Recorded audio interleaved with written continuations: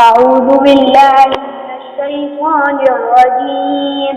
بسم الله الرحمن الرحيم. ما المسيح ابن مريم إلا رسول قد خلت من قبله الرسل وأمه صديقة كانا يأكلان الطعام. انظر كيف نبين لهم الآيات ثم انظر أنى يؤفكون. قل أتعبدون من دون الله ما لا يملك لكم ضرا ولا نفعا والله هو السميع العليم.